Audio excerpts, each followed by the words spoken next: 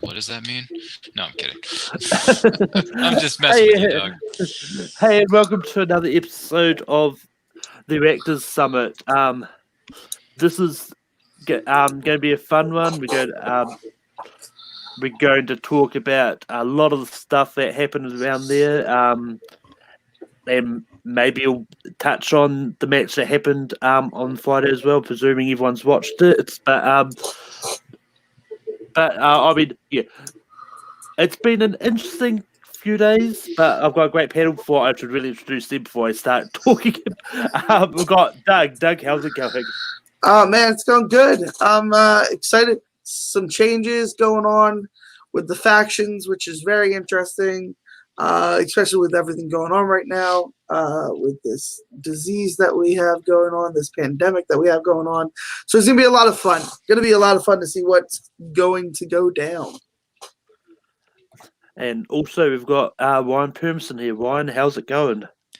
I'm doing well, sir. Thanks for having me on this show. This may be my first appearance on this show, so I'm very happy to be here, as a movie character would once said. And I'll say this: as soon as I heard I was going to be on the show tonight, I had to dress appropriately for this occasion. And what better way than to wear the T-shirt that represents the greatest faction in the business today, and that is known as corruption, led by the Queen Shannon Barney. But we're going to talk more about that and all the other madness, crazy things that have happened in the greatest sport in the world today, the movie trivia Schmoedown, in just a moment. But yeah, this was the last few days has been a crazy thing because Christian announced that there was going to be a deadline coming for when managers could trade and drop players and pick up free agents.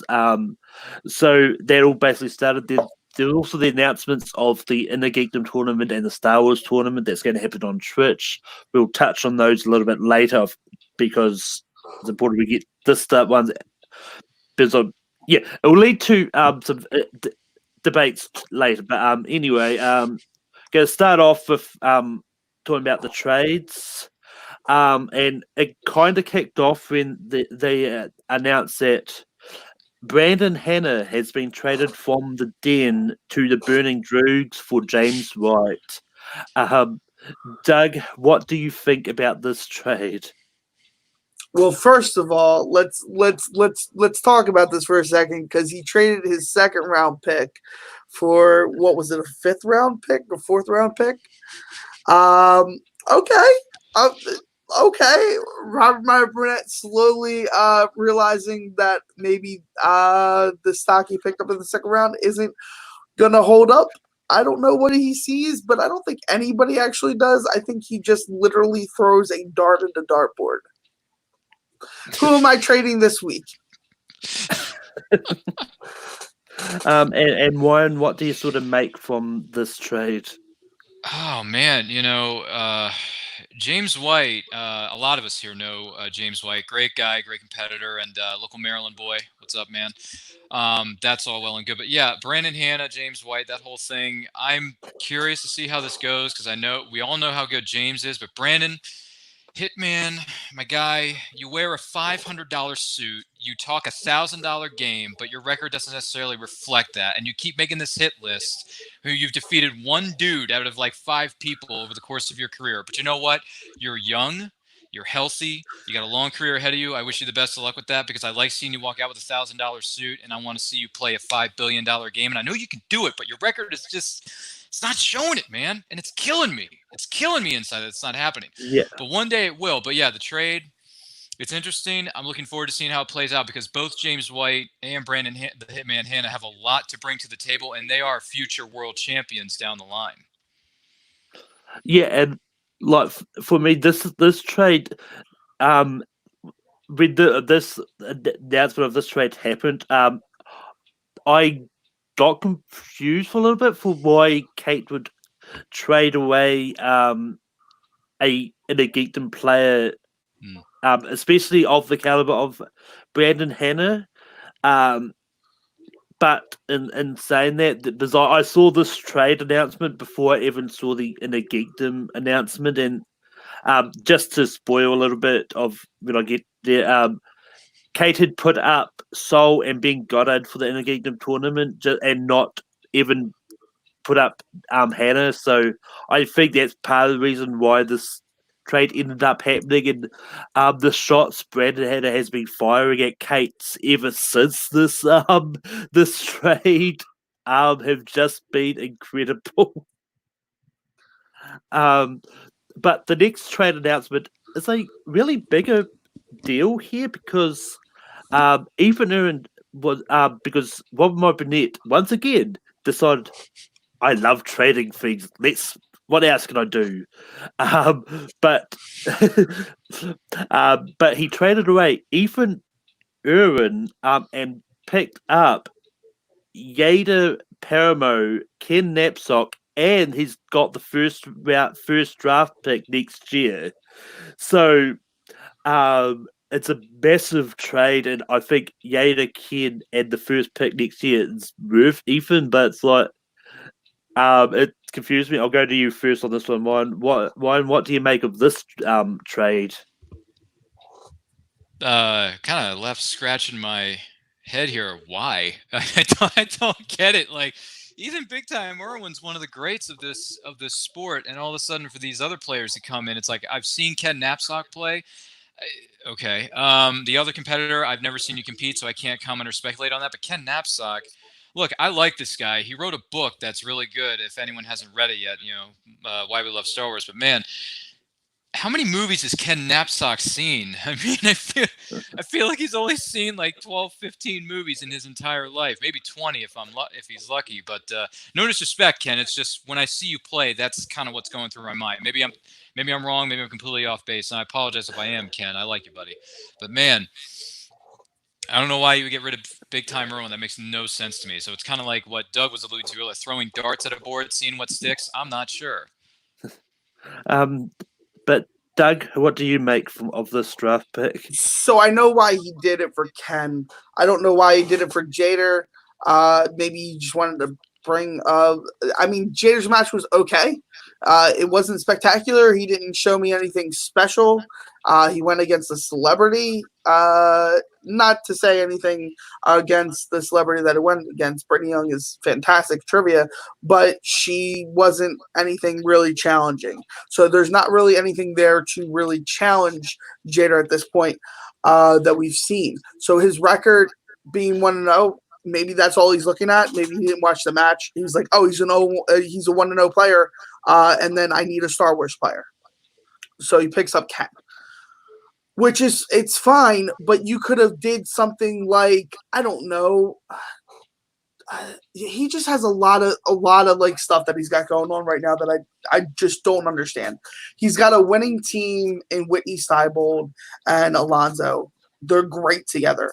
They're learning how to, and they prove that they don't need a manager with that last match that they were in. So, it's very confusing right now. For me, I don't understand why. I do understand right now because he picked up Molly, but it's and she's dangerous, guys. She's dangerous. Like, if you don't know anything about Molly Damon, there's a reason that her and Alex are a dangerous pair together. But going off of this trade is very uneven. It's not a good trade. You traded someone that you could have had a chance of being a champion with winning extra points. It's not a good trade, especially in the fantasy standings. Ken Knapsack, you're good at Star Wars, but are you great at Star Wars anymore? No, you're not. We're not going to see a Ken and Iron Man Ken anytime soon. Iron Man Ken was something that was very unique and special, and I do think that was a little bit of highway robbery with him and Sam Worth, but setting that aside, I just think we don't have enough tape on Jader. We don't have Ken's not the same that he was. Ken is a great, phenomenal announcer. He's a great personality on the mic. The problem is his trivia, to the standard of Alex Damon, to the standard of even Sean Sullivan. Sean Sullivan came in with a blaze in his Star Wars match. you got to be able to be up on that level, and I just don't think Ken's up on that level right now. Even with us sitting in doing COVID-19, where people are being self-quarantined, and all you do is watch movies, unless you're a DME worker or an essential worker like me. Which you don't have the chance. I'm sorry if I'm talking on too long, Malcolm. I just this trade and another trade that he did really baffles me. Yeah. I mean, as Brian says, Ken's response to the trade was perfection. that whole video, if you haven't seen it, go watch. No, I haven't seen it. Perfect. Okay. It was perfect. I might have to see this now. Oh, it shows you why he is one of the greatest Schmoedown personalities of all time. Because I mean, he's great on the mic. I'm not going to disagree with that He at made me all. laugh the entire video. He's just sipping coffee through a mask. It's great. It's great. I'm just loving it. All right, I got to look at this a little bit later on. Yeah, I mean, this is one that just like Doug, it does baffle me a little bit because I mean, you've got Ethan, who's a really big, solid player, and this trade kind of sounds like that one moment it was a negotiation with Sam for ages because like maybe one moment Net said to Sam, "I'll trade you Ethan for Ken." It's like, no, I'll. It's like, how about if I take Yader as well? It's like, no, give me your first round draft pick next time. Yeah. Like, it's not. I mean, it's one of those ones which, it's strange, but it's also one of those ones which could put him into interesting standings next year when it comes to the new draft, especially the fact that one moment it's got the first round draft pick, so that's going to be interesting there. But the next trade we've got is Wabamo traded Josh Cavado and his third round draft pick to get JTE. This is a really baffling trade. He traded away someone who we haven't seen yet, as of yet. I mean, I know it's not Josh's fault that we haven't seen him. It's just the way that this season has gone out, the whole COVID thing, stopping forming and all that.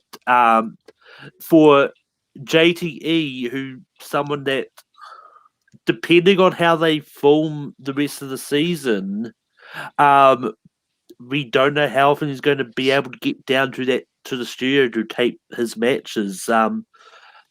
So this is a really baffling trade, and I don't know why Woxie signed on this. I know there was fake beef from Jeff Snyder about aimed at Roxy about getting rid of JTE from the faction. I don't know how much of that is true or not, and how much is that just Jeff being Jeff. But this is a strange trade that I don't know much more to talk about because there really isn't a lot to talk about. Ryan, what do you make of this trade? You summed it up perfectly. It's a bit of a strange thing, strange move, strange business being done up there in the West Coast. But yeah, we'll see how it plays out. Other than that, as my good friend Forrest Gump would say, that's all I got to say about that. So I got nothing. Doug, is this the other trade you want to talk about here? Yeah, this is a trade. I'm more mad at Roxy for this trade because let's be honest, the rest of the season is going to be done just like this. It's going to be done just like this. There's not going to be any real storylines. Mm-hmm. Sorry, guys. Sorry to burst your bubble a little bit, but this thing's going to go on because here's a little bit of the world that we're looking at, because unfortunately we have to bring it into this situation. We're only dealing with our first wave. Another country has already dealt with their second wave. It's going to come back. This is going to take anywhere from 3 more months to 18 more months. That's what they're saying. That's what they're predicting. So we're gonna probably open back up in June, but then close right back down in September or August. So let's be honest, and they're gonna be more safer. It's gonna be safer to do this. Now, with that being said, guess what? JT has a camera that's a good quality. JT has internet now. Guess what he's going to be able to do? He's going to be able to come back and play. And JT's a better player than we have with right now that we know with Josh because we've never seen him play. Now Josh could be this almighty god of trivia, but we don't know. It's a risky trade. I mean, she's got a couple of risky trades, and she's had one. And I mean, if you look at where she's standing right now, it's not, and she's like the halfway mark. So this could eventually hurt her a lot. You know, if JT comes back in full form, like the JT we seen 2 years ago, that's going to be a JT that's dangerous. That's going to be someone that makes it to the semifinal or championship. You know, it's what happens with JT. You never know what you're going to get, but if he does come in and he's been ready to go, then he'll be good, and it's gonna really put a damper. Because let's be honest, we're making fun of Robert Meyer Burnett right now, but he's fourth in the standings. He's fourth in the standings out of the 4 teams that are, you know, top teams right now. He's 3-1. He's only had 4 matches and he's 3-1. Swag's 3-3. The Den's 4-2, and Finstock Exchange is 6-2. Those are your top teams right now. You have the Rock Stars, which are 2-3. The usual suspects are 2-2. The Dungeons 1-5. The Quirky Mercs are 1-2, and Corruption's 1-4. You have to look at this, and people are like, I'm all about the players. No, you're a faction. You're supposed to be about your faction and getting points. This is the name of the game, people. And it's just, we're looking at it, and he's in the top 4. He's in the top 4 with a winning record, not a 50% record, a winning record. Yeah.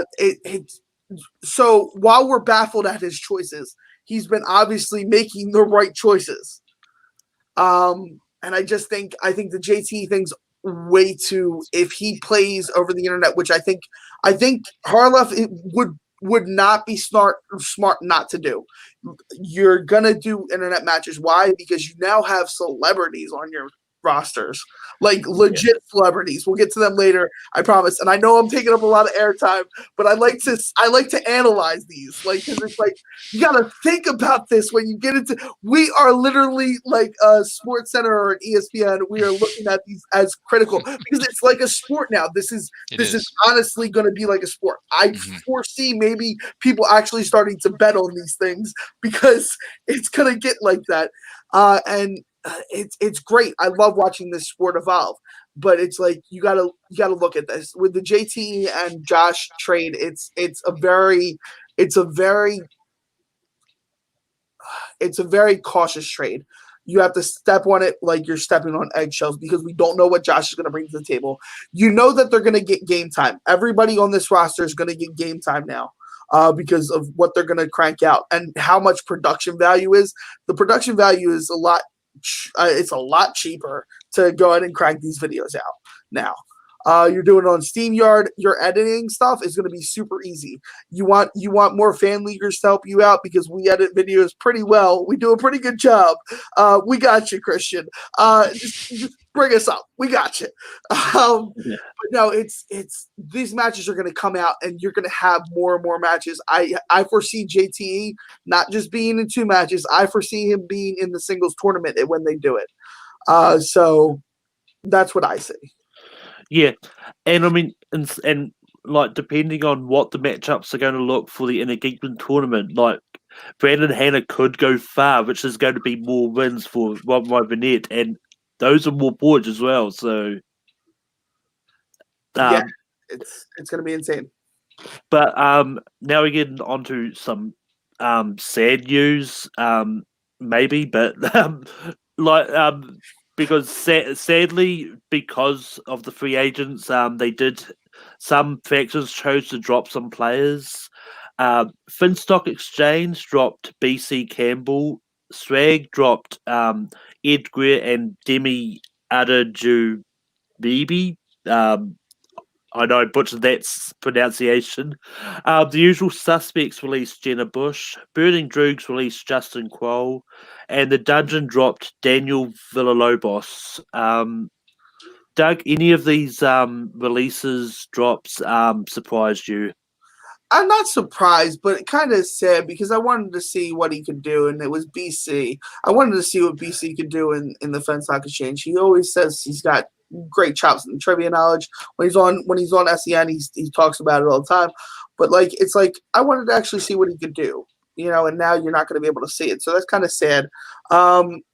Demi being dropped from Swag is kind of sad too, because I don't think Demi had a real shot. And it's just scheduling issues, but still, I don't think he had a real shot when he played his one match.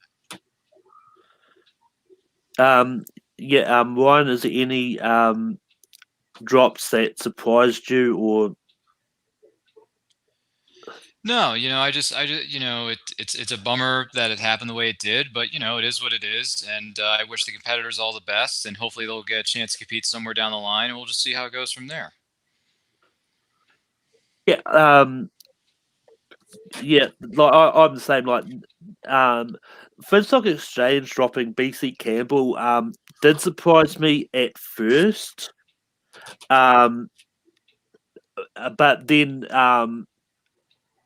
in saying that, then with who they picked up, which we'll be getting to very shortly, it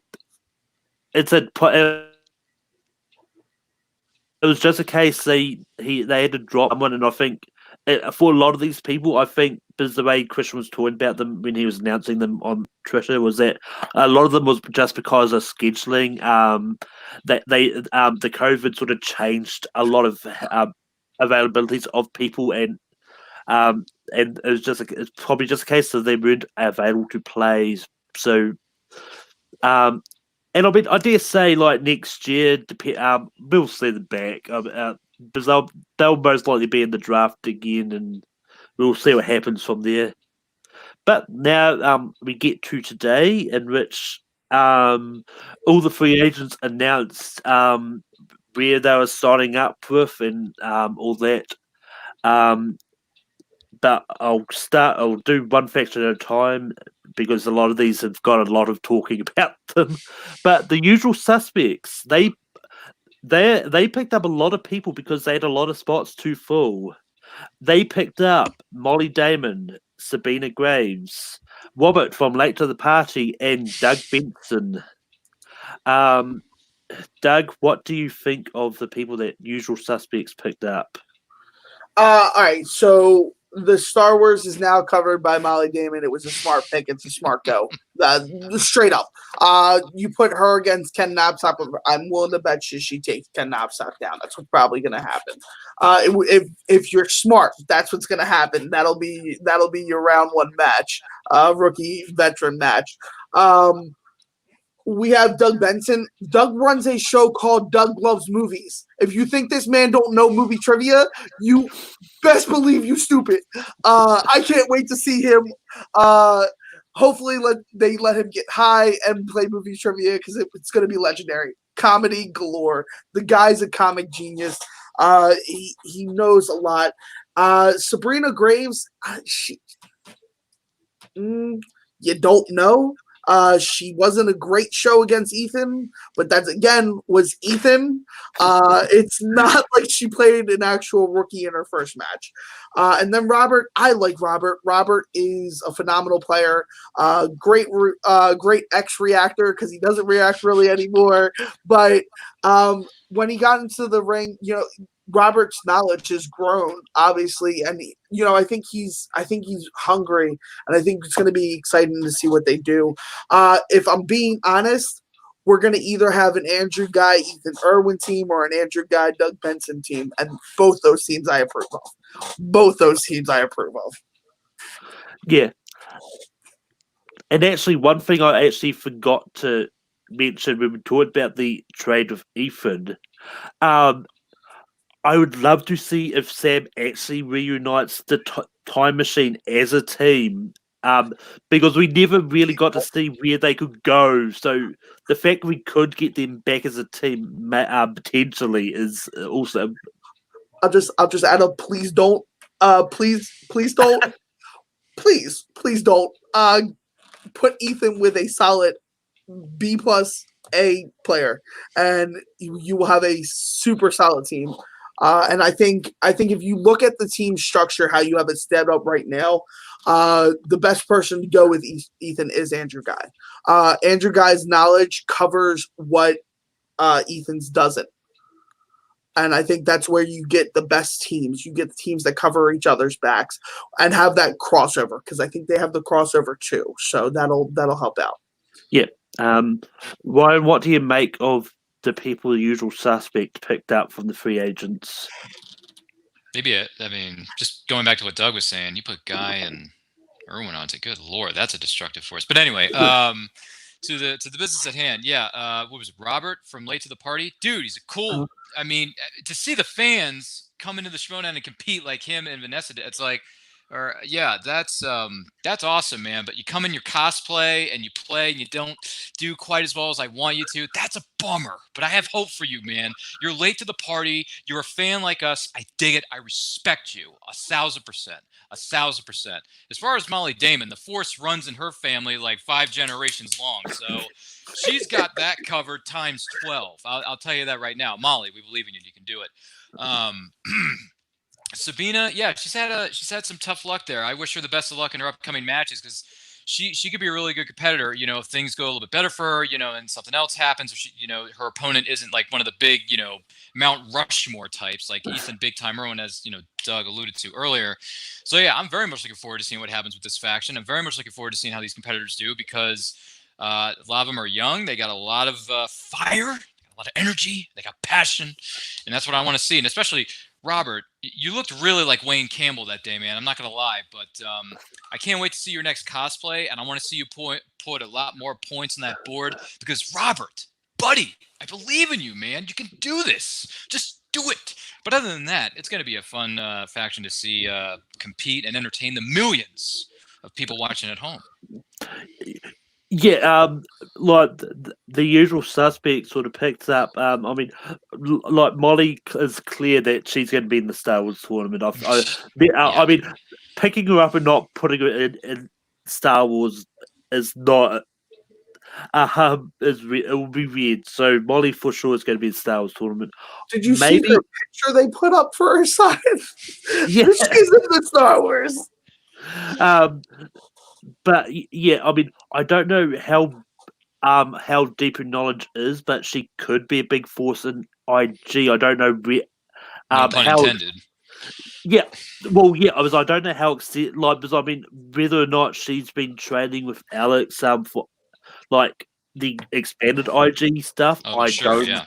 Yeah, but I know Robert is another one that's really into his comic book movies and stuff. So maybe Robert could be testing waters and IG as well, which is, I mean, it's going to be like, it's going to be interesting to see sort of Robert away from Vanessa, see how well he can do sort of with a different teammate potentially and all that. Yeah. I mean, another thing we can do is look at the faction as a whole and see where each person comes at.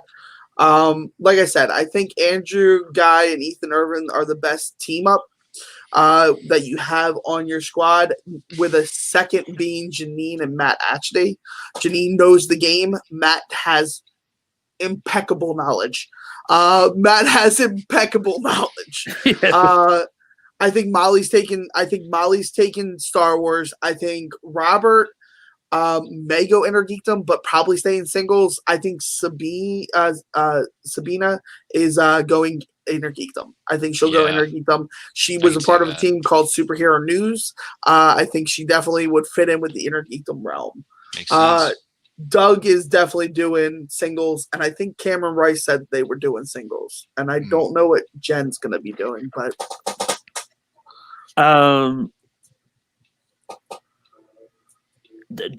Jen's definitely in the Jen. Jen and Janine have been confirmed for the IG tournament, so Okay. Okay. yeah. Yep. Gotcha. But yeah, This tournament's going to be huge. Probably is. Mm. but yeah, we're going back to the Droogs, and Robert Burnett picked Scott Mance. And Scott boy. Mance! Scott Movie Mance. release dates. La La Land, best movie ever. Yeah. Ryan, what do you make of Robin Burnett managing Scott Mance? I don't think anyone can manage either one of those guys because of their personalities, how loud they are, how electrifying they are to the millions of people watching at home. Like Scott Mance, the questions you've been posting lately on your Twitter feed, great questions for the people at home, man. Like, what was your first movie? What was your first this? What was your first that? I love questions like that, Scott Mance, and I salute you for that 100%. But yeah, you and R&B to get that's like what do you call it? That's like two bulls in a china shop. It's going to be chaos. You're It's going to not be utter. wrong. I know, right? It's going to be utter mayhem. It's going to be like Monday Nitro meets Monday Night Raw meets Thunder meets SmackDown smashed together. For those of you who grew up watching wrestling like I did, you know what I'm talking about. It's going to be utter madness, but we'll see how it goes. And hey, Scott Mance, anytime that you make an appearance in the Schmoedown, whether it's on the answer desk or in front of the camera entertaining the millions of people at home, and if you get the question right, great. If you don't, what's up? But I look forward to seeing you entertain us from watching your matches, dude, because I kind of miss seeing Mance in the Schmoedown to a degree. But I love your questions on Twitter, Scott. I'm not going to miss those. Doug, what do you make of Scott Mance being picked up by the Burning Droogs? I think it's an interesting pick. I don't know what's going to happen here. Scott's going to probably go in singles. So, I mean, Scott Mance that we've seen back in the day used to be able to hold his own energy against. in. He used to be able to hold his own against players. It's a different ball game now. Mm-hmm. It's a different ball game, people. It's not the same game that it was 2 years ago. It's barely the same game it was a year ago. That's how evolved this game is becoming. And I just think it's going to be an interesting first match back for him. Give me a match to see what he does when he comes back. I'll even give it to 2 because 1 will be rust, and then 2 you're back in the saddle. If you give me something on your second thing and you show me that you can do something, I got you. But yeah, go ahead. Yeah, sorry, Malcolm. Did you want to say something first? No. Okay, what I was going to say, one more thing I want to say about Scott Mance. Scott, one of the things that we enjoy most about you is that the I don't know how you pronounce this word, and I apologize if I'm butchering this. GIFs or GIFs, which either one it is. The GIF I use more than anything else when I comment on a match. It's the one where you're talking to Josh McCouga to one of your post-game matches, and you say, "That was a great match." I use that GIF a lot, and I appreciate you, Scott Mance, for providing us with that. I just want to point that out. Thank you, Scott. Back to you, Malcolm. Yeah, Scott Mance being picked up by the Droogs. It's interesting, but then again, it fits Robin Burnett easily. He doesn't do things that make sense. He just does things because why not? Because he's the captain, as he likes to call himself. But yeah, it's going to be interesting to see where Scott Mance goes because I think he is good at singles. Like he's good, but he does get into his own head. So we could also see him in teams as well, which and I think he could be a good fit for maybe someone like Yada, like pair Yada up with Mance and just give him some of that little bit of experience and see what happens. I mean, like there's a lot of people on that team which you could probably pair Scott up with, and it could be an interesting period to see what happens. Like Brandon Hanna, Scott Mance team. Oh wow! I was more thinking the rivalry of Scott Mance and JTE would be great. Oh yeah, that would be something else. But yeah, But the next team that we go down to is the Quirky Mercs. Well, They we pick, don't. We also have Rebecca McKendry, who got picked up by the Bernard Jukes. yeah. I mean, Rebecca McKendry was always there, but Oh, was she? Yeah, she was in the initial draft.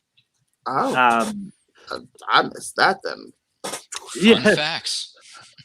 But yeah.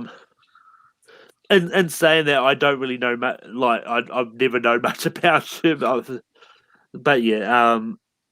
But going down to the Quirky Mercs, that they picked up Perry Nemiroff, and this relatively unknown person. I don't know if any of you have heard about him. It's this relatively unknown called Kevin Smith. I don't know if anyone's heard about him, but Oh man. but yeah, I mean, I joke. I mean, everyone knows who Kevin Smith is by now. Clerks. I mean, if you haven't, then why haven't you been watching his movies? But CW. Arrowverse. but yeah, Yeah. I'll go first on this one. Just seeing Perry Nemiroff back in the Schmoedown as I've always loved watching it, and I've always felt sad when she stepped away a long time ago. Mm-hmm.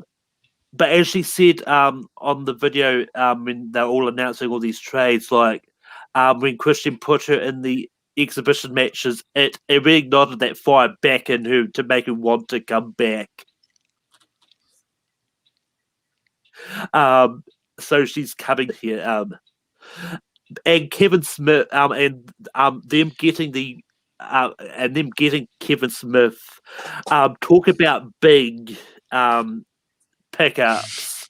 We'll get to another one later on as well, which I think blew up Twitter when the other one happened.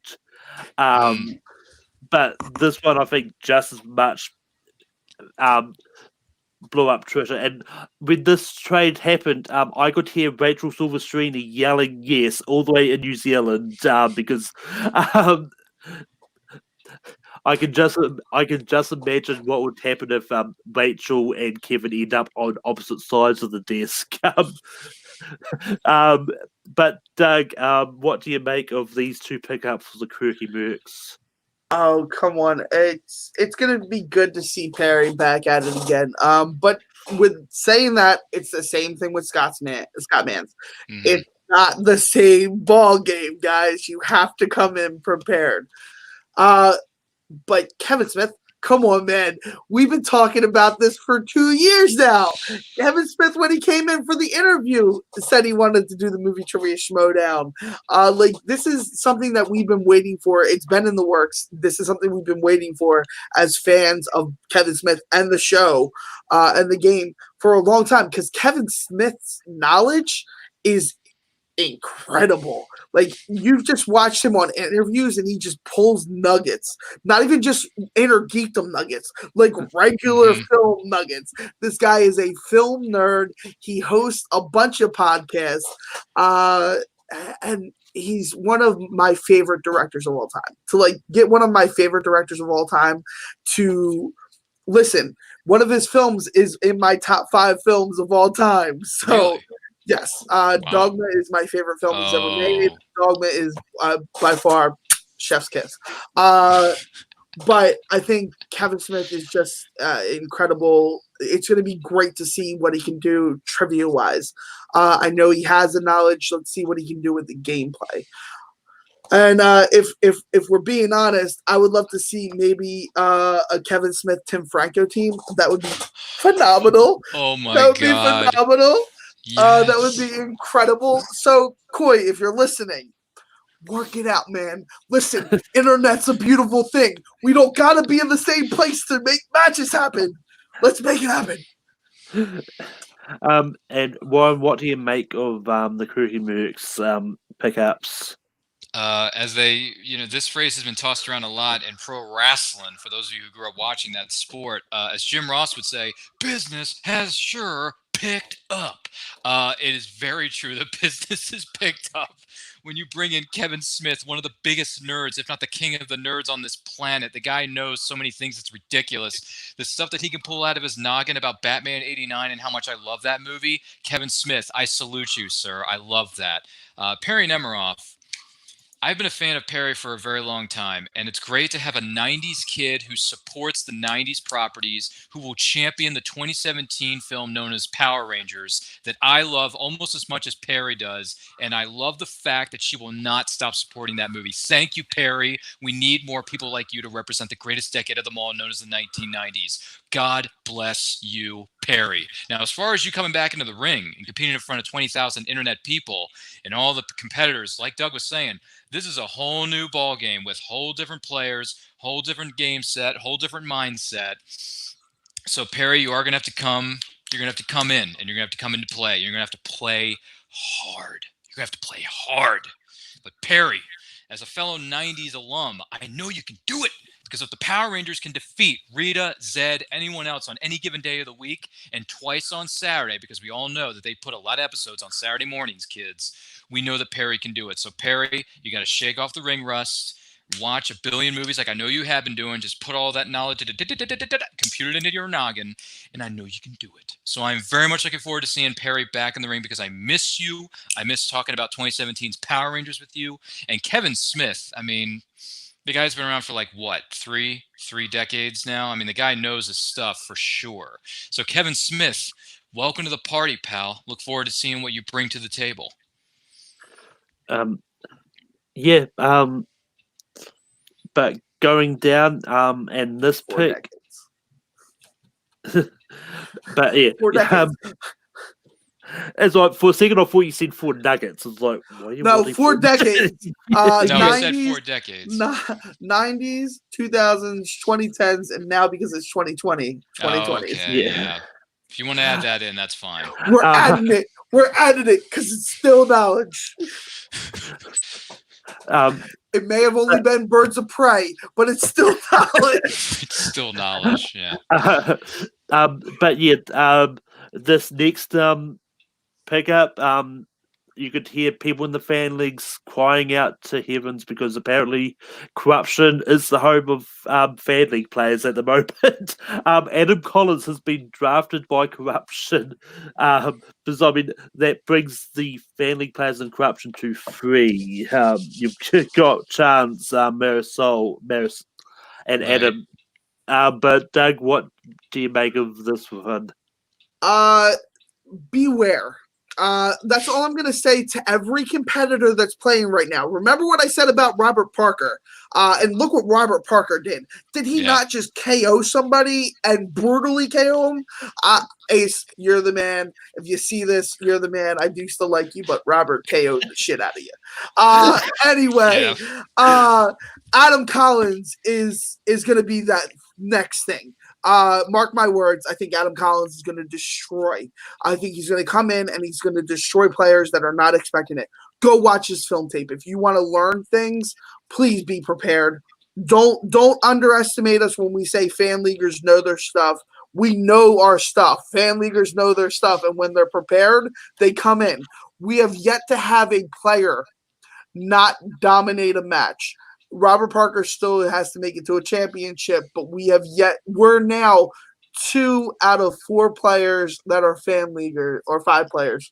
5 players that are fan leaguers that are have been champions. Yeah.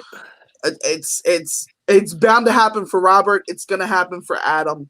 I don't know much about Marisol because Marisol's only had 1 match, so I can't tell you anything. She's had a classic and an actual match. So she's had 2 matches, but you really can't judge knowledge off of that. You got to see a little variety.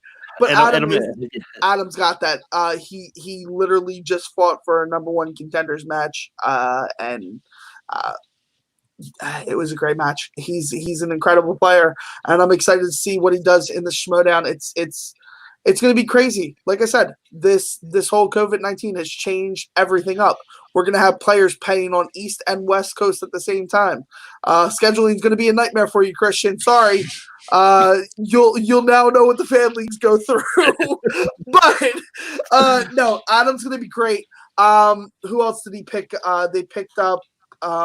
Did they pick up anybody else? Yeah, No, that was the only one for corruption. yeah. I mean, they are the home of the fan leagues right now, and I think they're pretty smart to be.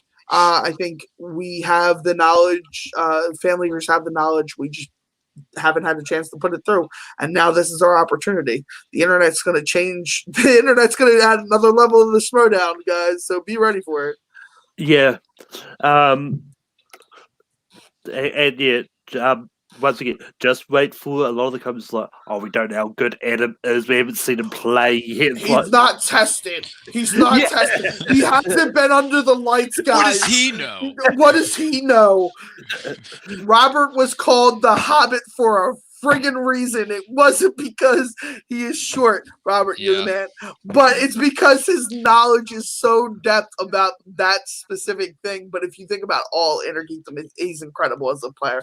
But like Adam singles game, I can't wait to see who they team him up with too. Listen, you team him up with pretty much anybody. Split up, please. Just I don't know. Adam's a pretty nice guy. Split up the what are they called? The experiment. Split up the experiment. They're too counterintuitive of each other, and I think it'd be a really good fit with Elliot. Elliot and Kyle and Adam would be a great fit. But I can't tell you how to run your team. But if I could, I'd tell you because I earn points in fantasy leagues. Other people don't. But Ryan, what do you make of Adam Collins joining corruption? Well, I have a lot to say about this because Adam, I know you're watching this at home right now. You and I have a history. Okay, I want you to listen very closely. We were playing a match, right? It was a really good match. Came down to the last few questions, and we went into a situation. I think it may have been sudden death. Adam and I had a question, and I made a rookie mistake, and I got it wrong. He got it right, and he walked out the world champ that day for that match. He won the match, right? So I had a little bit of revenge in the back of my mind that I wanted to get on this kid, even though I know how smart he is, and he could probably, eat me for breakfast, but I don't care because I'm gonna, I'm not gonna take this lying down, son. He's gone now, and if you want to take a little bit of behind the curtain here on Full Metal during the teams tournament, we were supposed to have a match. The Ryehards, me and my team partner, whose name also happens to be Ryan, were supposed to go up against Warrior Density, which is consisting of Brandon and Adam. But now, Adam, you're gone. You're moving up to the big leagues, son. Congratulations, by the way, Adam, because I've seen you play. I've been in this ring with you, man. You're vicious. You're smart. You're cold. You're calculating. You play it cool. You play it chill. You know so much, but you play it off like, you're like the silent type. You know what I'm saying? Like you just know how to play it, man. And I got to give you points for that. It's good stuff. So, Adam, congratulations. Welcome to the greatest faction in the business today. Shannon, you always say on Twitter, you say you're making plans. You're playing the game the way you know how to play it. And Shannon, you played it so well today by getting Adam. But the question I have on my mind is, what is my team partner Ryan and I supposed to do against Warrior Density? Is Brandon going to get a new partner? Are we going to switch it up and we're going to have a different set of opponents to go up against in the team tournament over at Full Metal? I'm very curious how that's going to play out. So the people at Full Metal Trivia, I know you're watching this. I'm curious to see what's going to happen with that, but you can get back to me later on this week because I know you have a million things on your plate with all the other matches you're taping right now. But Adam, congratulations. I'm happy that you're on Corruption because you're a part of what I like to call the NWO of the movie Trivia Schmoedown, which is known as Corruption. So Shannon, congratulations to you. Congratulations to every single person in Corruption because business has picked up and you got another future champion in your stable. Because let me tell you something. We may be 1-4 right now in the standings, but let me tell you, that's all going to change because Shannon knows how to play the game. We know what we're doing. and we are going to run this division. We're going to run this league just like the NWO did so well in its early heydays, because I am corruption for life. Congratulations, Adam. But there's not much more I can say about this, but I've watched a few matches of Adam. He definitely knows his stuff. He's great. And especially if there's going to be a David Lynch slice on that wheel. But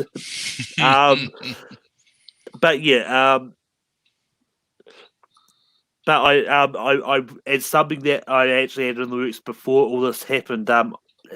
Robert Adam's going to be on the desk with me for the Rocky match on Formula Random tomorrow. So, Nice.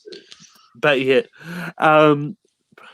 it's time to move down the list to the Swag Squad, drip drip, and they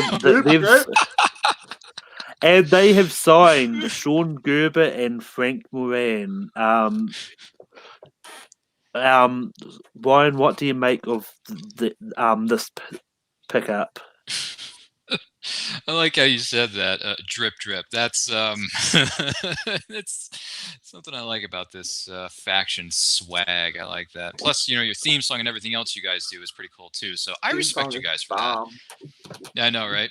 As far as the pickups go, I don't have too much to say because I'm not sure if I've seen these players compete yet. So I'm just looking forward to seeing what they bring to the table and see what Sean Gerber I may have seen. But maybe I'm thinking of somebody else. But either way, you're thinking of him. Oh, I am thinking of the right person? Super News. Oh, that's right. Thank you. Okay, so I was thinking of that. All right, thank you for clarifying that for me, Doug. Very much appreciated. So, Sean, yes, the other competitor, don't think I've seen you play it, but I look forward to seeing what they bring to the table, and we'll see how it goes with swag, drip, drip. Winston Marshall, I like your outfits that you wear. I like how you proposed to Roxy for an L. That was some good stuff, man. I like some of your antics. So, drip, drip. Let's see what Swag Squad can do. Doug, what do you make of these pickups for the Swag Squad? Swag Squad, drip, drip. Not much. Sean Gerber's great at Inner Geekdom, but you already have two Inner Geekdom players. Yeah. What are you doing? Frank Moran, I've seen him. I'd have Malcolm refresh my memory, but I have seen him, and he's a decent player. But I don't know what they're doing. I think there's a lot of players still out there that are probably better than the two that they picked up. I think Sean Gerber is a decent Inner Geekdom player. I don't think he's going to be massive. I think Adam's still probably your best Inner Geekdom player that you have. Or no, I'm sorry, Changer. I forgot he had Changer. Changer's your best You have 4 Inner Geekdom players. 4. Winston, what are you doing? You have 4 Inner Geekdom players. You know you don't get points for the more players you have compete in the tournament, right? You only get if they win. Oh man, that's really troubling. I'm actually really kind of scared because I don't think any of them are going to Star Wars, are they? I think Ace might know Star Wars. I think he may be the one they've sent up there. I don't know. Seeing him play against Robert, that's kind of disheartening. Yeah. Sorry, go ahead, Malcolm. Sorry. Yeah. To bounce off your points, I was going to bring that exact point up because I completely forgot how many Inner Geekdom players he had until you put it out. Plus, I think Paul is wanting to dip his toes in Inner Geekdom as well. So 5? That potentially makes it 5. Yikes! And from what I understand, each team can only pick at least 2 people for the tournament. So let me talk to Winston real quick. Winston, would you pick 4 kickers in your fantasy league? Would you pick 4 kickers in your fantasy league? 5 kickers in your fantasy league? No. Come on, man. This is run like a fantasy league. It literally is. And I know you've played fantasy football before. Come on, you're a big football fan. It's troubling. It's disheartening because I really enjoy the Swag Squad. I think they have real good chemistry. And I know you was talking about having people that were like him and similar, which is great. But the problem is when you have people that are like you and similar, you don't have a lot of diversity when it comes to knowledge-wise. Sure, you have Paul, which is going to be great in singles, and Paul and Lon together are great in teams. Where's your Star Wars player? Ace is your Star Wars. Ace is the player you're trusting with your Star Wars player. Did you see him in Inner Geekdom? I don't know how much I trust his knowledge. Sean, if Sean's your Star Wars player, how good is his knowledge in Star Wars? His knowledge in Marvel is great. You watch the exhibition match; it's great in Marvel. He did a great job. But that's what we're left with. We're left with you have a great team and a great single competitor, and a great Inner Geekdom player in Chandru. You're on your way to the championship match. That's great. But here's the problem. All your other players you could have left on the field. You could have left them on the field because you don't have anybody to pick up that Star Wars section for you. You're lacking that part of your puzzle. I wouldn't care this much that you have 5 Inner Geekdom players if you had a solid Star Wars player.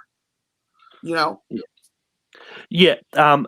And on that point, I'm actually going to bring up the thing so we can see it on here because in saying that, because it's going to be interesting because with this whole Inner Geekdom tournament, like Christian hasn't sort of said if it's going to have a prize at the end. I mean, I'd imagine it'll come with a number one contendership or something, which Chandru already has. So it's not going to be in it. Yeah, I don't know if they've confirmed if Chandru's not going to be in the tournament or not. So hypothetically, if Ace is going to be the Star Wars player, which I know that he has said that's his big Inner Geekdom strength is, even though it didn't show in the match against Robert, that leaves potentially maybe Sean and Adam to be your Inner Geekdom players for the tournament. But we're not sure where Paul lies. So if it's going to end up being Sean and Adam in the tournament, I think that's probably where it might end up going. Which in any case, then you have Adam that's probably going to make it the farthest, depending on what Sean gets wheel wise. I mean, it's not a terrible team. It's just you don't have a solid Star Wars player. Like I know that we make fun of the league, that division, because it's, the wealth of knowledge that you have to have now to compete in Star Wars is insane. But at the same point, there's players out there that are that good. And there's still probably players that are out on the table that are that good that you could probably find. I mean, let's be honest. Laura's podcast partner, if you sweet talked her up, I'm sure you probably could get her on a team and she'd be just as deadly as Laura Kelly because they run a podcast on Star Wars. Yeah. My issue is you have... Because let's be honest, he's going to put Ace in Inner Geekdom. He's going to put Adam, and he'll put Sean. Chandru, what's going to happen is it'll happen just like every other championship that leads up to that match. The person that loses that doesn't get to compete in the tournament. Because it happens in the singles and it happens in the team. Yeah. Because they always have that mini little thing. I think there's a few players that... Lord Chandru's already done that, so he's going up for the title now. So Chandru, if he loses the match, he'll be knocked out of the tournament and won't compete. That's how it should be run, because that's how it runs every other one. Yeah, I mean, I actually don't think we're going to get the title match before this tournament because I think Harlov has said he doesn't want to do a title match on StreamYards. Then we're not going to get a title match for the rest of the year. I'm calling that for 18 to 24 months. Yeah, I mean, I mean, there is talk that maybe they might be getting back in the studio in July. Mm, I mean, there's talk. Whether or not that happens is They're It's not gonna gonna all happen. have to wear masks and gloves. Yeah, Everyone's gonna wear and masks it's not and gonna be gloves. pretty either. So Yeah, well, It's not. yeah. I mean, I think it. They said like if they do go to studio, basically, it's going to be super limited. Like there'll be no one in attendance. yeah. The only people that will be there are the people who are competing in the match, and anyone needs to run the camera, and they'll do the usual social distancing stuff and all that. I get that, but like, here's the Yeah, thing. Here's the It's not thing. the same. And this is a complete concern of mine. It's you're putting people at risk, regardless of if you want to do that or not. You're putting people at risk. I'm put at risk every day. Do you think I want to go in people's houses and go do anything? Social distancing put aside, it's an airborne virus. yeah, Regardless, you're gonna have to have people wear masks and PPE through the entire thing, because in order to get this thing to flatten the curve, people need to be distance and not in breathing distance. yeah. It's going to be hard to pull that off. I don't think he'll wait that long for a championship match. I don't think, regardless if he says July or not, the chances that quarantine gets lifted by July is a possibility. But here's the thing: we're going to hit that second wave. There's no doubt about it. We're gonna hit that second wave, and it's gonna be worse. Yeah. Guys, it's a bad virus. Let's be honest. Companies nationwide are changing their cleansing policy, so it's like I get the I don't want to put a championship match over StreamYard, but look at my quality. I have a 1080p camera. It was $69. I have good lighting. You can see everything. You know what you do for a championship match? Hands on screen. The best pointer I can give you. Hands on screen. You have line judges that judge everything, make sure that they're keeping their hands on screen, and they're you do it like a normal match. I mean, it's gonna suck, but that's unfortunately what's probably gonna have to happen in order to keep everybody safe. Yeah, no. I mean, I don't think it's for the title matches. It's the quality issue for that. I think it's when it comes to the buzzer round. I think that he's right about because that a fix for that. So I think They that's might where this whole concern comes. Is they might have to extend the betting round. Extend the betting round. Make it a 4-round match. Extend the betting round by 3 extra questions or 5 extra questions. Yeah, and you do it that way. It's not going to be ideal. It's not. This is a shitty situation, and I perfectly understand Christian 110% not wanting to do that. It's a shitty situation. We're not calling it anything but you want to keep this thing going. This is how you do it. You could, come out with a different version of a 5th round. Like Full Metal has that. Multiplex has that. We have something called the deep cut round, which is a second wheel that comes back out and they ask deep questions. It's just how it happens. You have to adjust, and this is what's going to happen to the sport. It's going to be adjusting it. It's going to give him better ideas, because guess what? When we do in-studio matches, guess what you can have now, Christian Harloff? You can have a version of Ultimate Fighter, where you have internet people competing for your attention, where you have one special person and one special person being the coaches of those teams. I think it's just something that has to. I think it just has to be looked at like that, because unfortunately, you're going to be holding off your championship matches for a long time if you do that, which means then you're going to hold off your singles tournament and your teams tournament and everything else, and it stinks to do it that way. Yeah.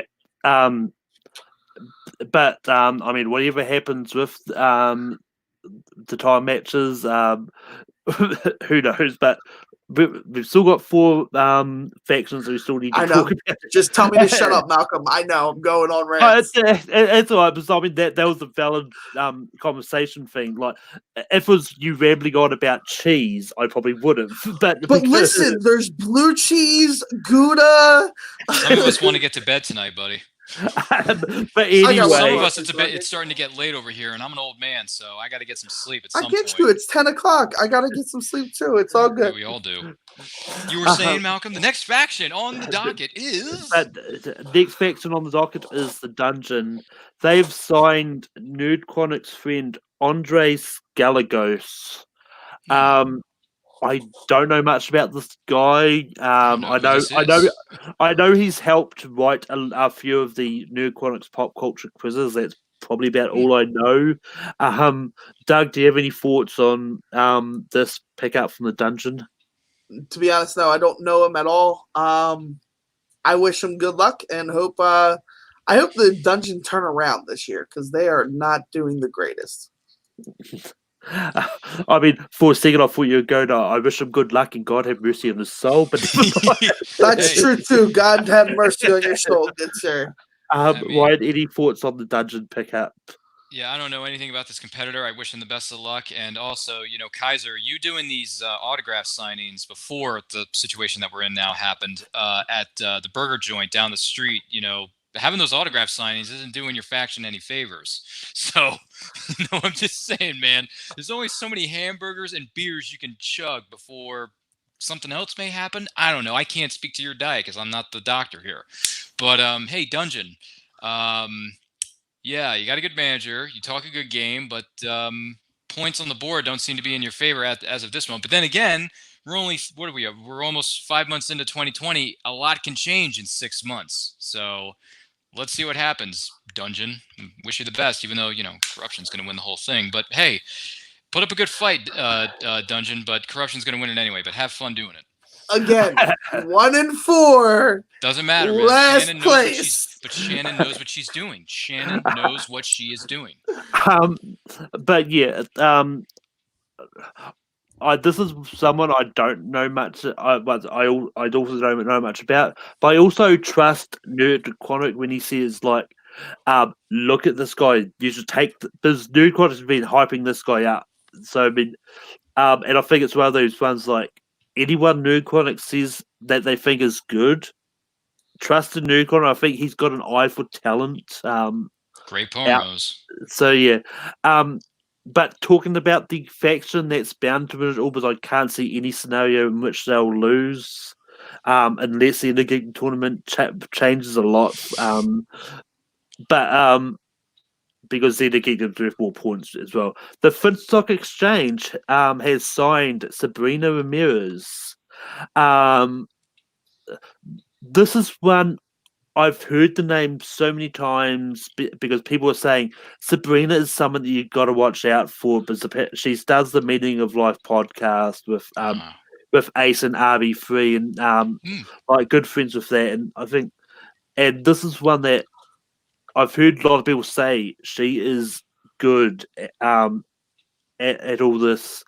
I mean, I think this is could be a good pick. Where they get used, I don't know because the Finstock Exchange has one of those factions in which they actually don't have a lot of IG. Once I find them, IG sort of people here. But I believe that they have said that that the Barbarian, I think, is going into the tournament. I don't know. I think that's what I've heard. But Sabrina could be one of those people. And I know when this trade happened, like Roxy was in the chat of the free agent thing. It's like Roxy criticised Sabrina for making this decision. And I really want to see sort of how tense it was because Sabrina was going to be on Roxy's stream shortly after the whole trade thing, so that made it interesting. But Doug, what do you make of Sabrina being signed by the Finstock Exchange? I think it's a smart move. She knows her stuff. You listen to her talk on SEN, she knows her stuff. She knows it well, man. Like but I have the same issue that I have with with Swag. Where's your Star Wars player? Where Emily did a great job against, or she tried to do a great job against you know, uh, Damon, but I wanted to blank on his name. Did a great job against Alex Damon, but let's be honest, you don't have a real, inner geekdom player either. You have singles players and teams. Now that's great if this wasn't a league built upon getting points. I can't say much because guess where you're standing? You're standing with 16 points leading the league. So you're doing good. Just to stop you right there, Doug, you forgot. They've got Andrew. They've got their Star Wars player. They do. Oh, yes, I did. I They have definitely Demonte, forgot. man. I definitely forgot. Andrew is an amazing person. That's He's a right. They beast. don't have. Oh God, I am blanking today, guys. Sorry, it's been an off day for most of the day. But no, okay. So you have a ridiculously good Star Wars player. You don't have anybody to balance that inner geekdom out well. Emily's great, but she's not a great inner geekdom player. I see a lot of singles and teams and a great Star Wars player. But I don't know how that, like I said, the more players you put in tournaments doesn't give you the more points. In fact, it can affect you worse in the rankings with your losses and your wins. So while yes, it's great to have players that are super solid in singles and teams, but you double booked yourself. You have two great teams. What are they going to do? Let's say the Founding Fathers lose the belt. They're going to both face each other in the tournament. You're going to have a loss there. It's just, it's things that you got to look at like that. Like how in fantasy football, if you have players facing each other, you're going to gain points, but you may lose points. That's just how that works. But no, I think that's the one problem with the FinStock Exchange is that they don't have the best when it comes to inner geekdom. I really wish they could have figured something out to make their inner geekdom section a little stronger. Yeah. Ryan, what do you make of the FinStock Exchange signing Sabrina? I personally have not seen her compete. I look forward to seeing what she brings to the table. I'm always happy to see some new competitors come into the ring and show their stuff and prove their mettle, as it were. But as far as the FinStock Exchange as a whole goes, first of all, the FinStock Exchange is a horrible name for your faction. They're called the Horsemen. That's what they've been called since the beginning of time. And if you change that, there's something wrong with you big time. Secondly, drafting players into your faction, I don't really understand why. You guys have all the records, all the belts, all the big heavy hitters in your faction. It's like, I don't get it. Like, why are they even involved? Like, honestly, the Horsemen, not FinStock Exchange, because that's just not what I think of it, but the Horsemen can take a long, extended vacation. They have the belts. They can sit on the sidelines and watch the new kids on the block play in the sandbox and see who works their way up to a title shot for the singles and the team's belts. Other than that, it's like, Demolanta, I'm glad you're on a faction because you're a great player and I wish you all the best. I really do, because I've seen what you can do in the ring with Star Wars knowledge. Good stuff, man. But yeah, some guy named Barbarian carries out a pillow or a dead animal on his shit. Like, I don't get that. I really don't understand that gimmick. It doesn't make His any name sense. is Elvis. Put some respect on that name. I can't Yeah, do you put that. some respect on that name because Elvis is the man. I can't do that in good conscience. But what I can say is that Horseman, you have all the belts, you have all the records. Take a vacation, do whatever you want. Let the new kids play in the sandbox for a couple of months, work their ways up to the title shot like everyone else in this business, and we'll see where it's at. Other than that, the FinStock Exchange, nah. Horseman, yes. And as far as the Horsemen go, just sit back, relax, and enjoy the show, guys, because you have all the belts. You really have nothing to worry about right now. So just take a stroll. Other than that, I wish the new competitor, what was it, Sabrina? Is that her name? Yeah, wish you the best of luck. See what you can do. Look forward to seeing your match. That's all I got to say about that. And you're called the Horseman, not the FinStock Exchange. As Joe says in there, Finstock knows some stuff. I'm pretty sure that's Joe Harrison. I don't even think Finstock knows how to tie his shoes. But honestly, but going down the list, the Den has signed the other half of Late to the Party, Vanessa. What do you make of this? Once again, what is it? Late to the party alum, right? So there's that. Respect you guys a whole lot. Wish you the best of luck, just like I wish Robert and Vanessa. I know you have a lot of knowledge in here. You've had a rough go of it lately with some of your latest matches, but you got the knowledge, you have the drive, you have the energy. You can quote movies almost as good as anyone else in this business. I can quote pretty well too, just saying. But other than that, I wish her the best of luck. I look forward to seeing her coming back in the ring, and I look forward to seeing your next cosplay, because that's some of the best things that Late to the Party brings to the movie trivia Schmoedown is cosplay. But Doug, what do you make of the Den signing Vanessa? I'm gonna keep this real short for you guys because I've been talking a lot.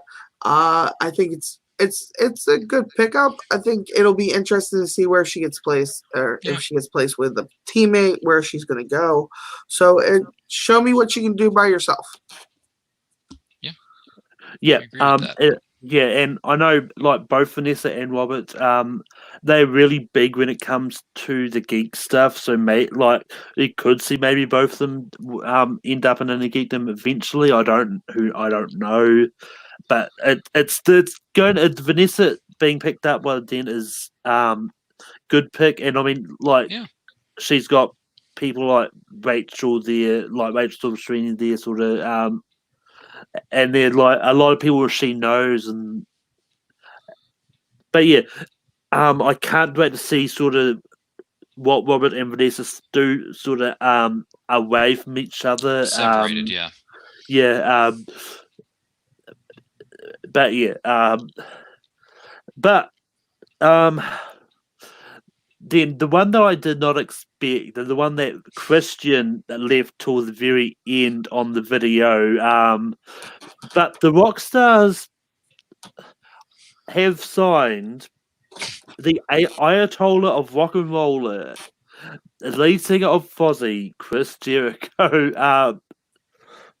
Look, Chris Jericho is a big pull. I'm not going to sit here and try and say that that it's not. Like I was a fan of Jericho back in WWE and all that. The fact that I'm going to be able to see him in the Schmoedown excites me. Like as I said in a group chat earlier, like I'm more excited about Kevin Smith joining the Schmoedown more than the Chris Jericho. Bless you. Mainly because at this stage, like I feel like Chris Jericho has just sort of become a catchphrase at this point. The whole a little bit of bubbly I feel has gotten really old really quick. But Ryan, what do you think of Chris Jericho coming to the Schmoedown? Look, I'm someone to a certain extent like you, Malcolm. I grew up watching Jericho way back in the WCW days during the Monday Night Wars back in '98 all the way to 2006. So I've seen this guy compete in numerous matches, numerous storylines. He should have won that Last Man Standing match at Fully Loaded against Triple H back in 2000. I'm very upset. I'm still a little upset about that, Jericho. He should have won that thing. But I will say this. I've seen you, Y2J, but the big question in my mind is, what are you going to bring to the table, and how much movie trivia knowledge, how much movie knowledge do you have in your brain when you get hit in the head a lot for a living? I mean, the guy wrestles 350 days out of a 365 day year, including leap year, calendar year. I'm not sure what he's going to bring to the table. I really don't know what to expect with Y2J. I've watched him for years, but it's like, what's going to happen with this? You're a professional wrestler. Kevin Smith is a professional nerd. Big difference. So I'm curious to see what Y2J, that's what I like to call you because that's what I grew up on as a kid. Jericho, I don't know what you're going to do. I don't know what you're going to bring to the table, but when your match goes up, I'm going to watch it. And I'm going to see what you bring. And I hope you walk out to your 2000 theme song or your 2006, either one. I'm down with either one. Because I like your entrance theme. It was cool, too, back in the day. I still have your WWF The Music Volume 4. Sorry, WWE The Music Volume 4. But still, let's see what he brings to the table. It depends on if they're allowed to use it because of rights issues. Because I think the rights to his theme songs are in the WWE. He doesn't own them himself. Okay. But he might be able to write his own similar sort of thing Yeah, he for can do it. himself. He's a lead singer, right? He can do that. Well, I mean, they'll probably even come out. He made go like, I'm coming into a Foxley song. I was like, but Doug, what do you make of Chris Jericho coming to the Schmoedown? All right, let me pitch this out to you real quick, Christian. All right, so you've done some physical stuff. Let's do some real physical stuff. He loses the match, right? And then he goes and Lionhearts Kevin Smith. Win! Walls of Jericho afterwards. Yes, give me it. It would take me back to my childhood, and I'd be like, all right, I'm cool with this. Let's do it. But anyway, no, I think it's going to be incredible. It's this guy is a superstar for a reason, and it's kind of fitting that he's on the Rockstars because like it really is. Makes sense. I think it'll be interesting to see what league he actually goes into. I think my favorite thing to kind of do is I think that video that he did was like perfect. It was perfect. It's right him on a key. I was like, this reminds me of my childhood, like sitting up 2001 watching Jericho perform the Walls of Jericho on people and just saying you don't want it. Listen. He's one of the funniest wrestlers I've ever seen in my life. So like he's gonna bring the comedy. And he's gonna. I think he'll do pretty well with the trivia. Yeah, and I think with both Kevin Smith and Jericho drafted, I think that basically confirms we are getting Kevin Smith versus We're Jericho. getting it, baby. We're getting it. Because I don't think Christian would take a match away from someone who was drafted and let someone undrafted just so they can get a match that was hinted at when Jericho had his appearance on SEN or I think back when it was Collide Alive. But it was Collide Alive. Well, if this match happens, what are the chances of us getting Rock versus Kevin Hart? That's a little harder. Do you know how much it costs to get The Rock to make an appearance somewhere? Oh no, he would do Kevin it for free. He would do it for free. Well, I mean, I think when it comes to a pure celebrity match like that, I think that could still happen. The Rock would do it for free, man. He's not like that. He would do it for free. Well, I mean, we all know The Rock has met Christian Harloff before, so there's that video. Yeah, but that was 20 years ago during a backstage promo. But he also met Roca. I know, but I think Rock would do it. I think he would totally do it. But anyway, Leo Logan does ask in the chat, is there anyone that was surprised that wasn't drafted? Like he was surprised that Jonathan Harris was left on out, but one is there anyone that was on the free agent list that you're surprised wasn't picked up? I got to be honest with you. There are so many moving pieces to the movie trivia Schmoedown than there were 2 to 3 years ago that even I can't keep up with that. Which I'm thankful that there's a website where I can see all the factions and who's in which one because I can't keep track of all of this, man. I can't do it. I will confess that right here, right now. Even though corruption for life. Just want to point that out. But no, I can't say anything about anyone I was surprised wasn't or was drafted because, dude, there are so many competitors in this sport now. It's ridiculous. But other than that, it's going to be one wild ride. That's all I got to say about that. Doug, is anyone that you're surprised wasn't picked up? Not really. I think everybody that's left on the table, yeah, I guess I could go with this Center Fanatics. I think it's weird that they're so big. They proved their knowledge. I think not to get Robert Adams or Chris Evans is kind of a bad move. But at the same time, they're now picking things out for, they're picking things out for the final leg of the season. You got to be careful. You can't just have one section, unlike teams that are doing just one section. Yeah, I mean, and I mean, it's one of those ones. Also, is like sort of Fanatics. The reaction on Twitter, the videos that they did for to get themselves noticed by some of the factions was great, especially when the video they did for Robert Park was like, Robert Burnett, like, Robert, if you're thinking about drafting us, don't. That was all that video was, but the reaction after all the trading news, like we are disappointed that we weren't drafted, but in saying that it's Kevin Smith and Chris Jericho, I'm not too upset about that being passed over for them, but yeah, like for me, even though it wasn't in the free agent list, one person I'm surprised wasn't picked up. That I know I treated this one out to get him noticed is our good buddy Jay Burns. But in saying this, like I'm surprised, but I'm also not surprised with the people that was picked up, just because like Jay Burns is great at a geekdom, but in saying that he wasn't on the free agent list, and whether or not he was in the mix as well, who knows? But I do see Jay Burns getting picked up eventually, and yeah, but yeah, that's it. But last thing I'll cover, I mean, is he did like Christian did announce last week as well that there's going to be a Inner Geekdom tournament and a Star Wars tournament. The Star Wars tournament, we don't really know who's going to be there. We can only speculate, which I will leave that one for another time. But we've sort of touched on some of these factions, but confirmed for the tournament, and from the sounds of it, each faction can only nominate 2 people to be in the tournament. So for the usual suspects, Jen Kemp and Janine is going to be in the tournament that we mentioned. So they are confirmed. They haven't confirmed anyone for the Rock Stars.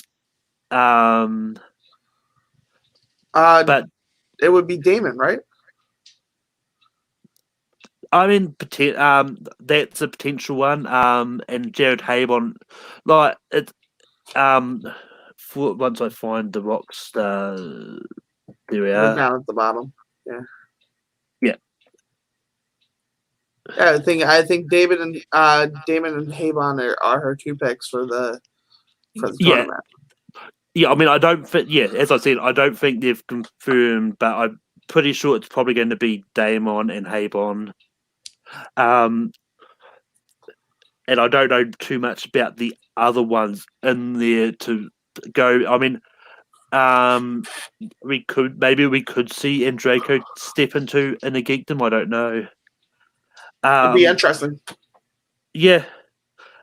The other one that hasn't picked yet is the Mercs. The Mercs haven't really put anyone up for in a geekdom.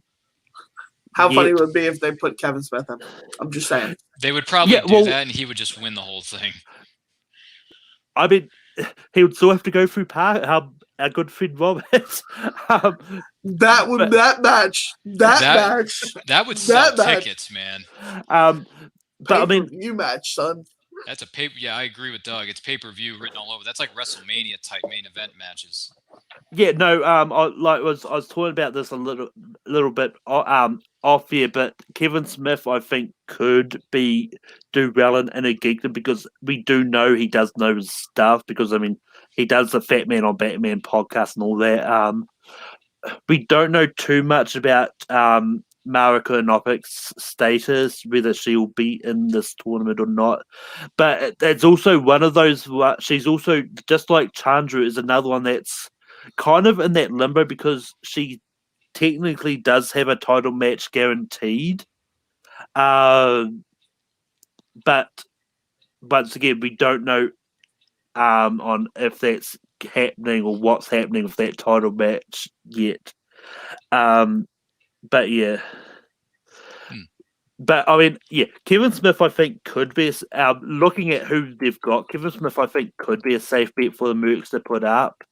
The other one, I have no idea on. I really don't. Maybe Greg Alba. or John Humphrey. Yeah, I mean, because when they played back in the day, Intergeekdom wasn't really a thing, and they have their podcast and their YouTube channel, which talks about nerd culture. So yeah, the Dungeon have put up Robert Parker and Eric Zipper. No surprise there. Yeah, I mean, it's Robert the Hobbit. Well, they call him Spider now, which it's the Hobbit guys. Robert the Hobbit Parker. That's guy's a beast in his own right, so he can walk away with that. Yeah, and I think Kevin Smets kind of hinted that that if this Intergeekdom tournament was done in studio, that they may have been that he might have been going in there to defend his title in the actual tournament. But whether or not that's true or not is another one I don't know. A lot of moving pieces. Yeah. The Exchange haven't the Horsemen. confirmed. Regardless, they haven't confirmed. But I think there's hints that Barbarian is going to be in the IG tournament, so it's probably going to be Barbarian and maybe Emily, which I figured the two they're going to put up. I mean, for a Star Wars player for the Star Wars tournament, I could maybe see either Woker or Riley maybe stepping up and going into that Star Wars tournament, which I could see Riley doing it. Yeah, I mean, we know both Rocket and Wiley love their space battles. So yeah, space battles.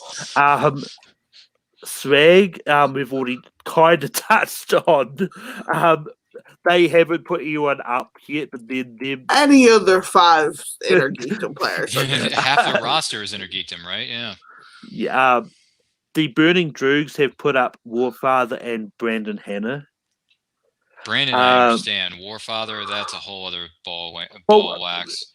Warfather is good when he did his IG match. So he did come in as an IG player. So yeah, that's true.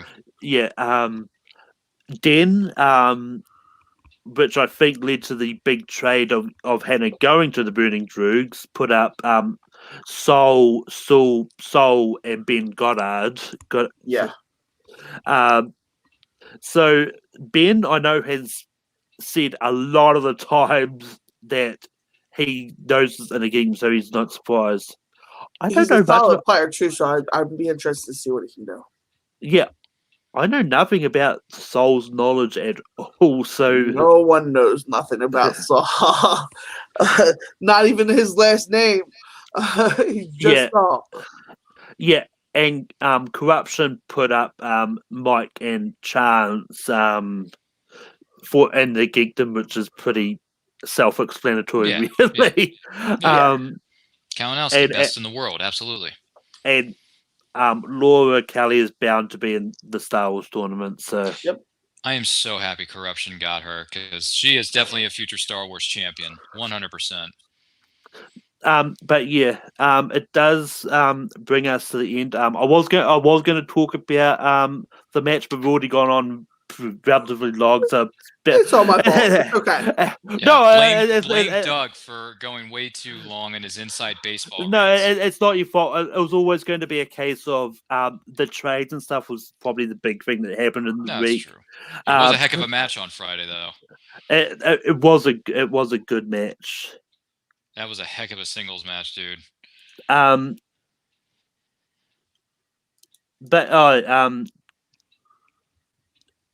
yeah, Leo Logan has dropped some updates in the chat. He said that Alex Damon was announced by Roxy on Rundown. Jared is not playing in the tournament, so okay. So the other one is up in the air. He agrees with us. It probably will be one of the real rejects for the Quirky Mercs. The Barbarian, also known as Craig and Emily Rose, are confirmed for the exchange in the tournament. Yeah. So the question comes down to it. If each team gets 2 people, that's 18. So that's I don't think that really works in a tournament. Yeah. So. Well, yeah. What I think Christian has said, I think there'll be 14 confirmed players. The other 4 will play in matches. So there could be a potential that some factions may only have one person in the tournament. So there'll be play-ins for like the other 2 spots. Exactly. Okay, that makes sense. But yeah, and I think it's the tournaments is going to be interesting to see how they do with the singles and stuff as well, because once again, when you've got 9 factions but only a certain number of tournament slots, it's going to be interesting to see what happens there. Yeah, there's only so much you can do. I'd imagine. Yep. I mean, I would imagine like if they do the singles tournament after this, then like that. Because I mean, that's what I think is going to be the rest of the season. Is going to be tournaments. Unless they get into studio to film some other matches, but yeah, that brings us to the end of the summer. We covered everything that we wanted to, really. Doug, where can people find you online? Check me out here on Take 3, where I run a show called The Manor. I promise it's coming back, guys. It's just figuring out guests to get on the shows and figuring out a time to record them if I can't do them live. Also, check me out on Multiplex Miscellaneous, where I co-host with a bunch of people, mainly Brooklyn, and we have people come in and do pub trivia. It's really a lot of fun. You should check it out, Multiplex Entertainment. And then also go check out Multiplex Entertainment's podcast feed, where I was on a show called Jukebox Jam Session, where we talk about music. It was a lot of fun. It was like a quick hour. It went really quick, but it was a lot of fun. Go listen to the music that I suggest and let me know what you think. Ryan, where can people find you online? Yes, sir. Thank you for having me on the show tonight. I really appreciate it. You can follow me on Twitter and Instagram at RyanRPM5. Also, you can follow me on Letterboxd at letterboxd.com/RyanMovieBuff. Check out my podcast. It's called The Nerdcast. I review movies past and present. I just dropped a new episode today, and it's available to download on Anchor, Google, Spotify, wherever you download your podcast. You can find it there. Check out our YouTube channel, Nerd Culture. We got tons of videos up right now. New ones coming your way very soon. At It's Nerd Culture on Facebook, Twitter, Instagram. Check out our YouTube channel. Like I said before, like, comment, subscribe. You can catch me appearing on the fan leagues, whether it be Full Metal Trivia or Multiplex or Feature Presentation Trivia League, which is the one that Tony runs and his crew over there. And thank you for having me on the show, and I look forward to coming back again. Yeah, and you can find me hosting Late Night Take 3. This week, I decided the topic for Late Night is going to be all things Disney. You can also find me on Saturdays hosting Rankum, and this week we're doing top 12 movies featuring The Rock.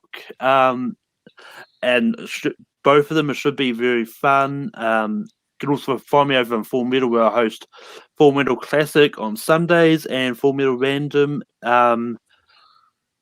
which is happening tomorrow. This week is going to be Rocky, which is Cody Newberry versus Caleb Coho versus Antonio Chavez, and co-hosted with me by Adam Collins.